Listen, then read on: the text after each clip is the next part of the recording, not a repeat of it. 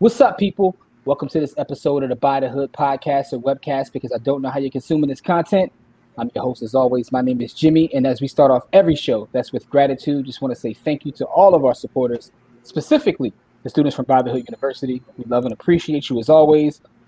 Real quick, my partner Corey is here. I'm getting ready to introduce him, but the one thing I want to say at the very top of the show, By the Hood Camp, as you can see next to my name, bythehoodcamp.com. So everyone who knows us knows we do an annual camp.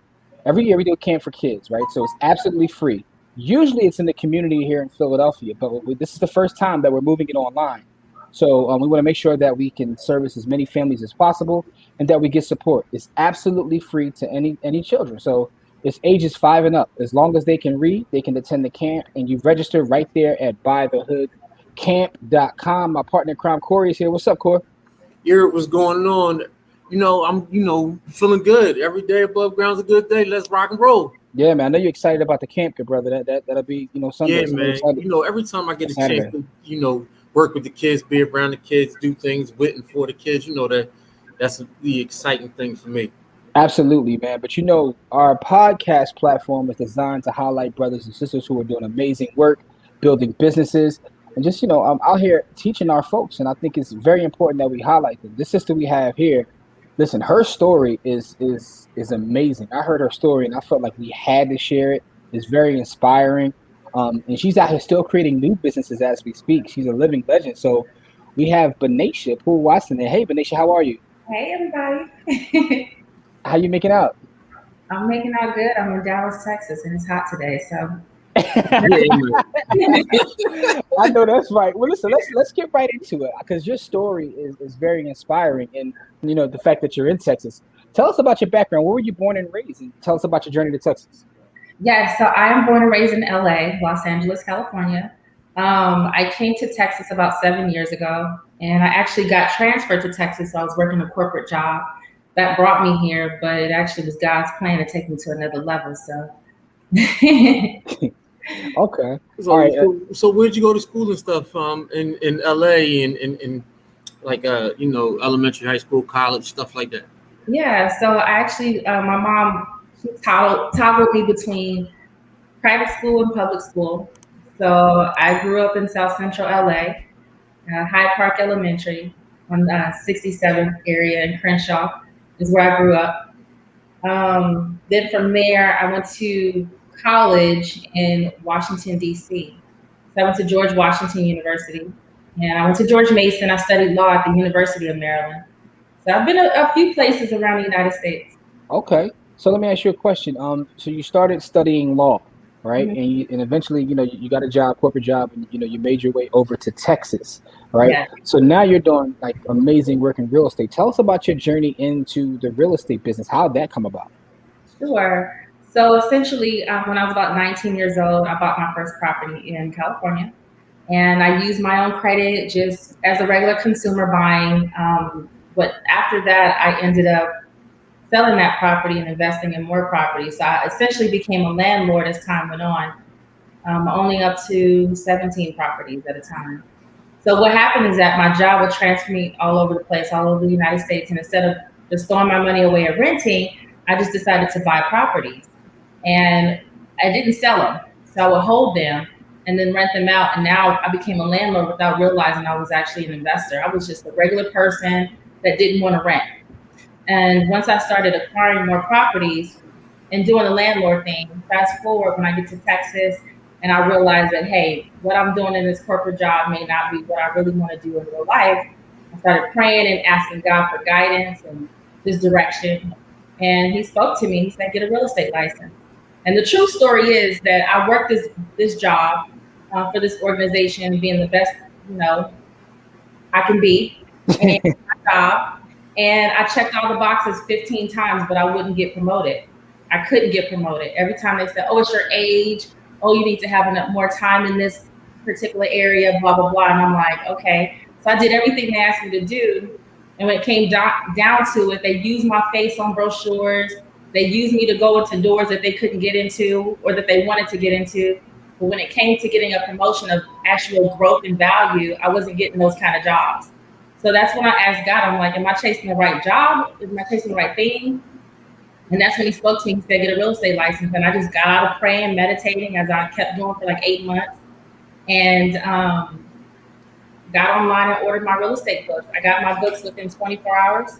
I took those books with me to Paris because I had a position out there for 4 months. I studied it for 4 months out there, came back to the States, took the test in Texas, passed it, and then the rest was history. I sold over 200 houses my first year. The second year I did over 350, and by year like 1, people started really catching on. They were like, okay, what is she doing? You know, trying to figure out what am I doing to get more business, because I was basically running circles around the people in the state that I didn't even come from. And they flew here and I flew here. So at the end of the day, I started mentoring other agents. And from that, it just grew legs. And that's when I created the Bailey-Watson Real Estate Group with my partner, Lori Bailey. I'm the Watson of the group. Within the first month of having a company, we had over 10 agents working for us. And then we just scaled and it just grew. It just really, really grew really fast. That's an amazing story. It's a couple things I want to highlight there, right? So the first thing is you kind of like, you know, you're backed into this. What made you want to buy instead of renting? As you know, when you knew you had a job that moved you around, what made you decide, you know what, I'm just going to buy each time instead of renting? Because some folks would just say, I'll just rent. I know I'm not going to be here long term. Yeah. So when you rent, there's obviously no return on your investment. And if you're giving that kind of money away, as I was giving $2,300 a month, $3,000 a month, at the end of the day, you have nothing to show for. You have no tax write-off, and the person that you're paying the rent to, they most likely have multiple homes. That's not their only home. That they have the one that they live in, the one that they're renting to you, and they probably have others. So if you really think about the grand scheme of things, they're out taking their family to Hawaii, and I'm working paycheck to paycheck to come up with $2,500 to give to somebody who, you know, is living the life. So at the end of the day, you're either going to be the hammer or you're going to be the nail. And I ain't mad at that. I like that way of looking at it. Now, the next thing I want to talk about is those numbers are insane, right? So as someone who has a real estate license who's worked in that industry, 200 homes your first year is like unheard of. And I know you said that a lot of people were looking like, well, I see why they were looking, especially from you not being there. What was the secret to your success in your first year to put up those kind of numbers? The secret was easy. So because I had an investment background and I understood that, you know, the terminology, return on your investment, little things like that. Being in Dallas in 2015, the market started just going crazy. And a lot of investors came here from all over the country, all over the world to invest in Dallas. So when I got the phone calls from these people and I had conversations with them and I spoke the same language and understood that, okay, you got to run comps to get numbers. You have to know your return on your investment. You know, thinking about the future, what's around the corner, and my visionary kind of characteristic or just the energy, my visionary energy spoke to people. And I had people who repeated buying houses from me. So like one guy, he bought 30, 40 houses, they buy land. So that's how I was able to accumulate so many transactions in 1 year. But it was just repeat, a lot of it was repeat customers, or like if you had a friend, you would recommend your friend, because people run in circles. That's why it's important to get into the right circle. If you get into a circle of all Section 8, guess what you're going to do? Work Section 8. If you get into a circle of all $200,000 buyers, they're going to tell all their friends, and most likely they're all in the same price point. Well, when you get into the luxury market or in the investment space, it's the same way. They all have friends who are talking the same language. So it's like John told Greg, Greg told Susie. Next thing you know, I'm the go-to realtor for this whole empire that they have going on over there. And it just spread like wildfire. And I was just grateful to be a part of that experience. Yeah. So I guess that was like your niche early on, working with investors, right? It was. I didn't turn down anything. I helped everybody. I helped people who lease houses. I helped people who are challenged credit. I helped Section 8. I helped low end. I helped high end. I started, my first deal was $60,000. And I worked my way up from 60 to 80 to 100 to 200 to a million to 8 million to my highest deal was way over 19 million on one transaction. So, you know, I helped everybody. I didn't turn anything down. And I think me learning every part of real estate actually helped my business as well. It helped me to speak to all people and understand the dynamics of how everything works. Nice. So as someone who holds multiple hats, rather, as the investor, as well as, you know, now you have a team and you're an agent, which one do you enjoy more? I like helping people. So I really enjoy that personal experience, because what happens is that in the space of real estate, as a real estate agent or a real estate professional, I do this every day. The client does this once every 7 years or maybe once in a lifetime. There's people who are 40 years old, they've never owned anything, that's their first time buying, and it might be their last. So, just helping somebody get to their next journey, that's where I get my fulfillment from. Okay. Oh, man. Yeah, that's amazing Right? stuff right there, right, Corey? So let me ask you a question about like the Dallas market. Do you only work in the Dallas market now, or have you expanded your business to other markets? Yeah, so I actually am headquartered in Dallas, but within the first year of me being in business, I took it to Houston, I scaled to Austin, I touched Atlanta, Georgia, because it's obviously a hot market. I took my brand to LA because that's my hometown, and I couldn't leave out Sacramento and San Francisco because I can't go into Cali without helping everybody. And then I went to Ohio, and then I went to Charlotte, to Chicago, New York, New Jersey. So actually, I'm in about 14 locations across the United States. Nice. In Colorado, all that stuff. So I was able to grow really fast, and social media played a big part in my expansion because I was able to be exposed to people outside of the area of Texas. So. That's amazing. All right, so let's talk about your social media, right? So you said that in your business, it's helped you scale and grow and meet new folks, right? Mm-hmm. Is there any specific platform that works best for you in this business? You know what? I in the beginning it was Facebook, but that was like in the beginning years of like 15 and 16. So I grew Facebook, my personal page. I kind of opened it up, and then I opened up my business page. I had about 5,600 followers on my business page.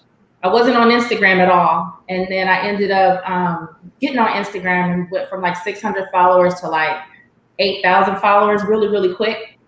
And right now I'm at about almost 20,000 followers. So I'm still growing, but I've learned that through my experience, if I just compare Facebook and Instagram is where everything, all the traction is for me.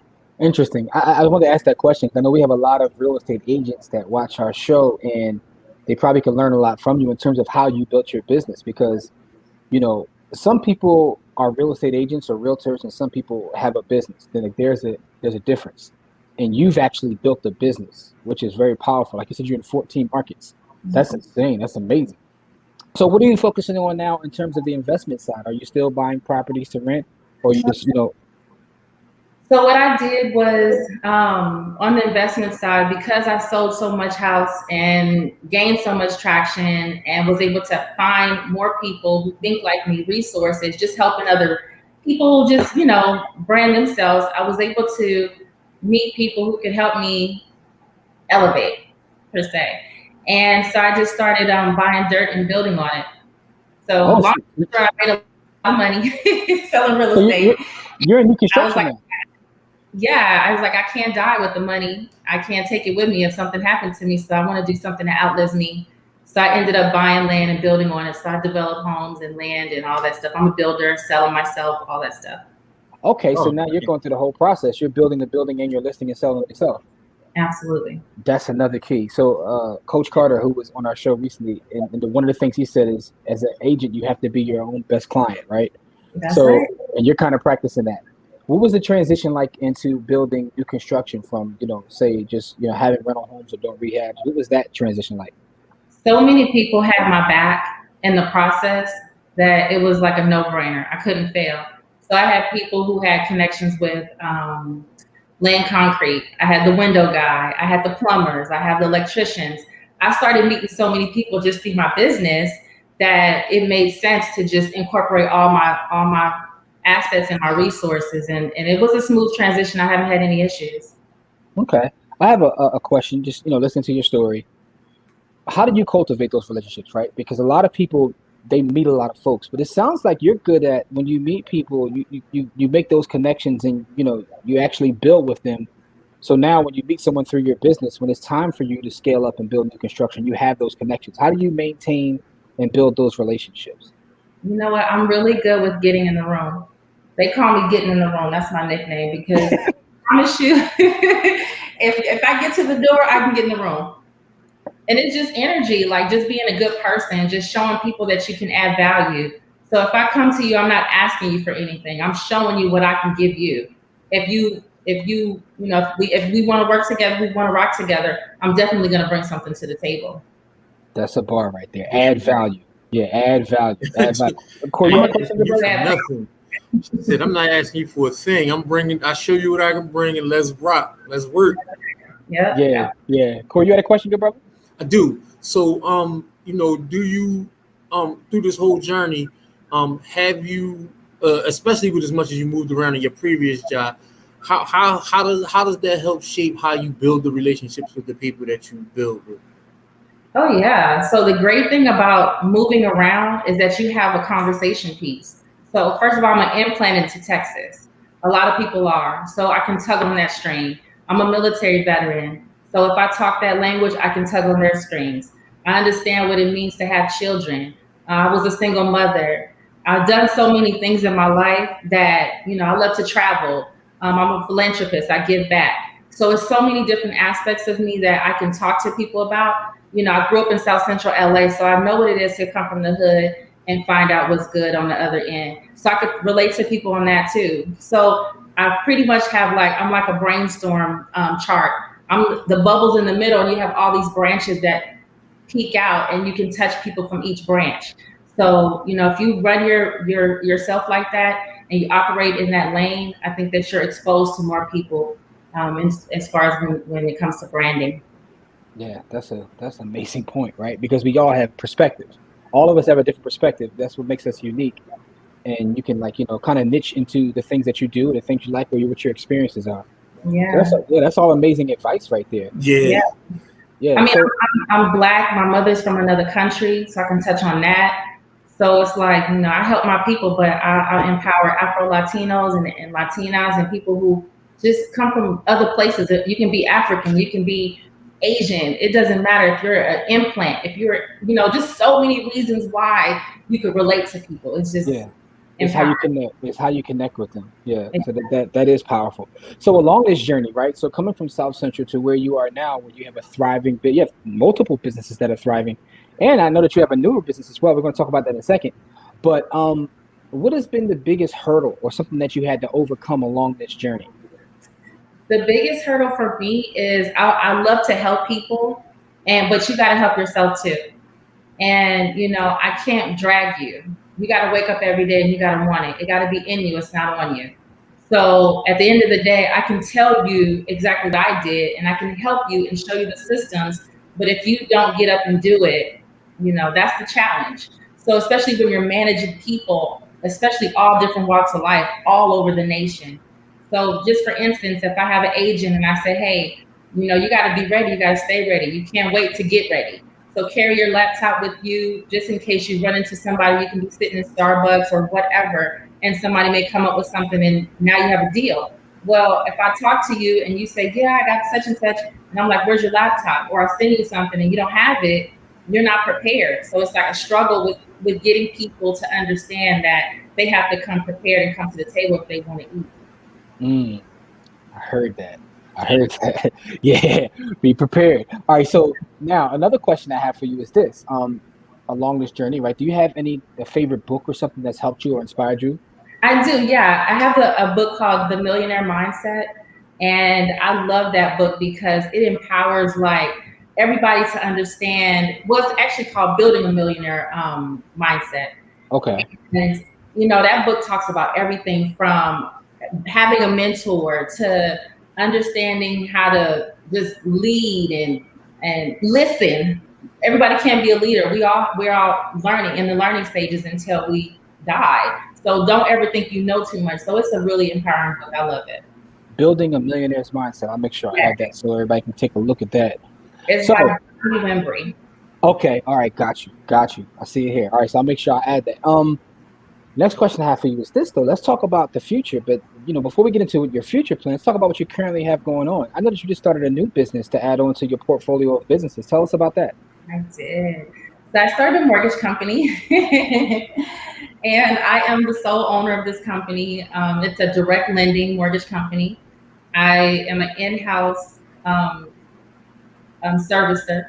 So I hire my own mortgage officers, I hire my own processors, and I hire my own underwriters. What that means for the customers that I don't take your information.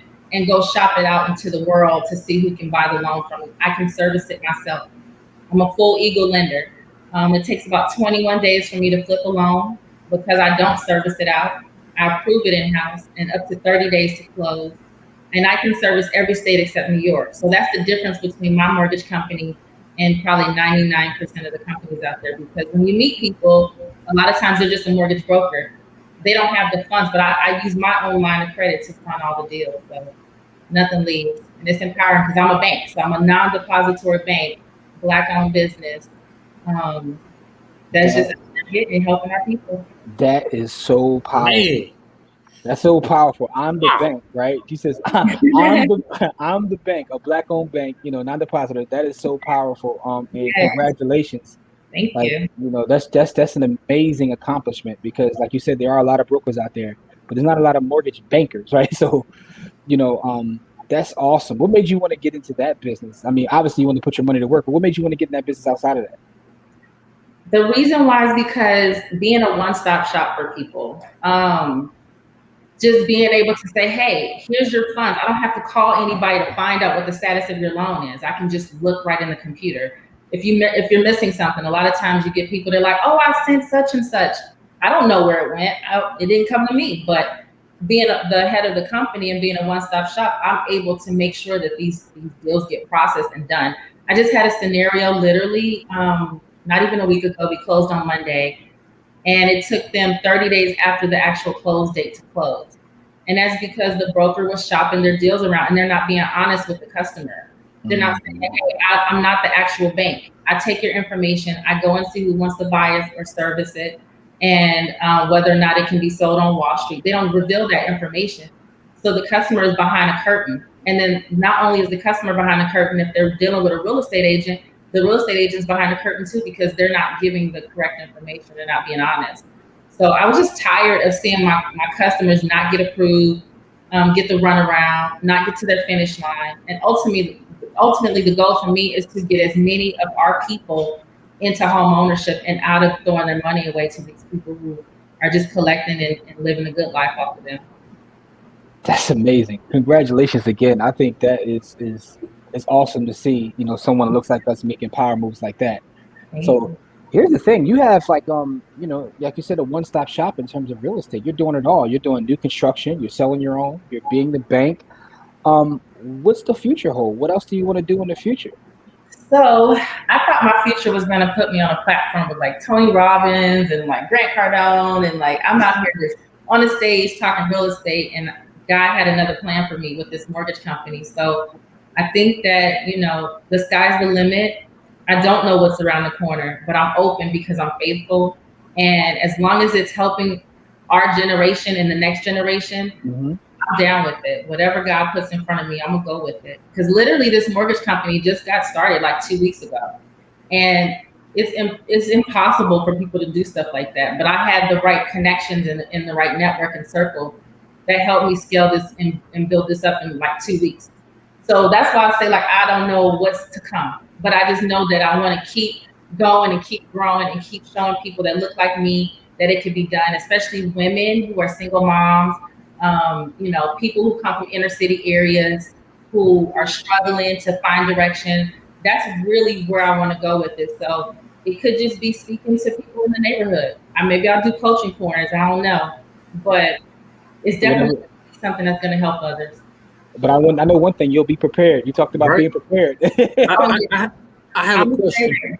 I have a question. As a single mom, how do you prepare your children for what's as far as economically what's coming and what's going on currently and what's coming in the future? Here's what I do. I take my kids with me everywhere.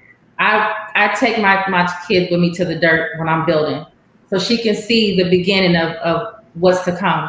So she knows that there's a foundation that needs to be set, and then the framing goes up, and then you put the roof on so the water doesn't come in.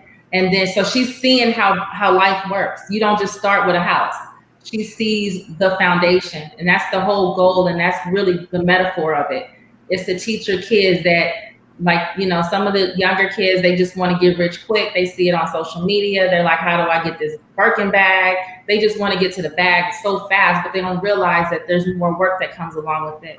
So like my youngest daughter, she's like, yeah, I'm going to be an entrepreneur. She wants to do hair, whatever she wants to do, I'll support. But I want to just make sure that she sees me. So I take her everywhere. I take her with me to show houses. She's my assistant, and she'll tell you, hey, I'm mommy's assistant. So she knows that mommy didn't get this from just, I didn't Google this. I work for this. No, that's gangster. That is absolutely amazing. Your story is inspiring, but also you put the work in, right? Yes. You talk about being prepared and putting the work in, but then taking each step to get to the point of where you are. So, Corey, you got any more questions before we got here, good brother? Nah, man, that was amazing. Like, she got the babies working for her. She got the people. She helping the people in the streets. Like, she out here just changing the world. Yeah, and that's the way it should be. That's the way it should be. So, Benaisha, I just want to say, first off, congratulations on all your success. And for the folks out there watching, especially our agents, you heard what she said. Every state but New York, right? Every state except New York. We do purchases, refinancing, bank statement loans, all kind of stuff, all kind of creative financing, conventional, FHA. Oh, for my FHA program, I can go down to a 500 credit score if you have 10% down. Okay, up to 500 credit score if you have 10% down. Do you do any hard money loans at all? I have a hard money partner, so I can get you a hard money loan. So if you want to build or develop, the only thing with hard money is that they will require experience. Mm-hmm. And so if somebody's interested, they hit me up or whatever.